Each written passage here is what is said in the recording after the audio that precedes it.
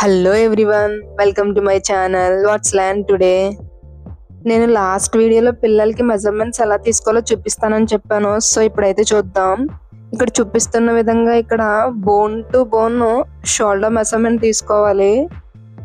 Bone ending point నుండి మళ్ళీ bone ending point మధ్యలో మనం షోల్డర్ మెజర్మెంట్ తీసుకోవాలి. ఈ విధంగా ఇక్కడ చూపిస్తున్న విధంగా. ఇప్పుడైతే నెక్ రౌండ్ మెజర్ చేద్దాం.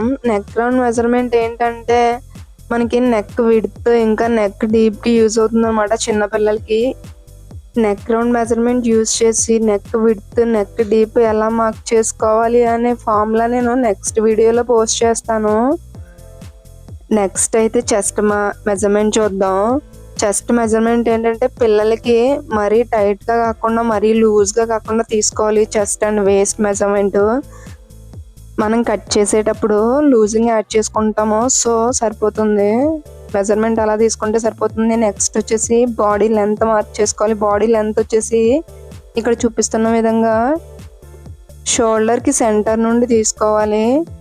షోల్డర్ లెంత్ ఇంకా నెక్ డీప్ కూడా ఈ పాయింట్ నుండి తీసుకోవాలి. షోల్డర్ సెంటర్ నుండి తీసుకోవాలన్నమాట.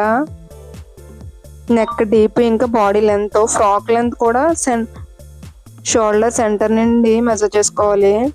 నీ లెంత్ వచ్చేసి మనకి ఎంత లెంత్ కావాలితే అంత లెంత్ మార్క్ చేసుకోవచ్చు. ఫుల్ లెంత్ అయితే ఫుల్ లెంత్, నీ లెంత్ అయితే నీ లెంత్, ఎంత మార్కింగ్ కావాలితే అంత మార్క్ చేసుకోవచ్చు.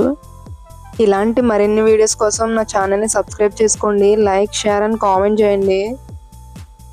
ఇప్పుడైతే హ్యాండ్ లెంత్ మార్క్ చేద్దాం. హ్యాండ్ లెంత్ వచ్చేసి ఇక్కడ చూపిస్తున్న విధంగా బోన్ దగ్గర నుంచి హ్యాండ్ లెంత్ తీసుకోవాలి.